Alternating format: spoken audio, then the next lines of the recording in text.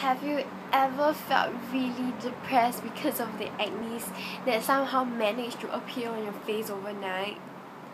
Have you ever had a bad headache and feel like everyone is just staring and judging you for that? Have you ever had times when you feel like everyone is just going against you?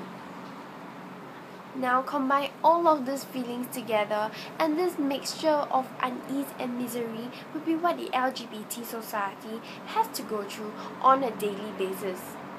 Because of the amount of discrimination and hate that's actually targeted towards them, this individual live their life not being able to be who they really are. We often talk about human rights, about the freedom to live and love. We talk about the right to respect other people's privacy. We talk about the right not to be discriminated against. So why is it that these rights only apply to the majority of the people in the society? Does it mean that just because you are different, you are a minority, so you are no longer a human being with rights?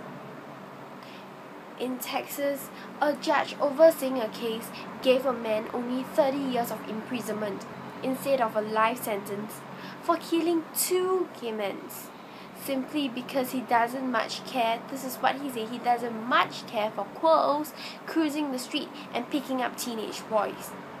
In Laramie, Matthew Shepard was tortured brutally and killed after sustaining 12 severe injuries on his head. This boy was only 21 when he died.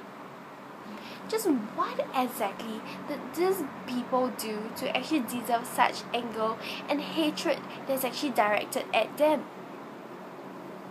What they did was simply to embrace who they truly are. Ever since young, we have been taught not to be swayed by what others think about us and just to be ourselves.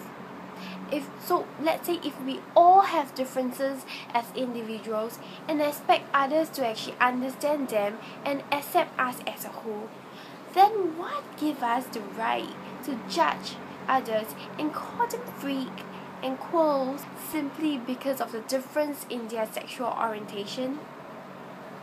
Suicide rate has been rising, and it is the 3rd leading cause of death among young people. Research has shown that 1/3 of all gay youth has attempted suicide at some point in time, and this alarming figure is certainly worrying. The question it actually brings about is why? Why would these people with such bright futures ahead of them want to kill themselves? Actually, these people are simply just like you and I. Their families, their children, their commitment to each other are just as strong and as precious as anyone else. Are we just going to sit there and watch them suffer, being judged, criticized, taunted, and in several extreme cases, murdered? Join me and help these people understand what it truly means to be able to live and love freely. Thank you.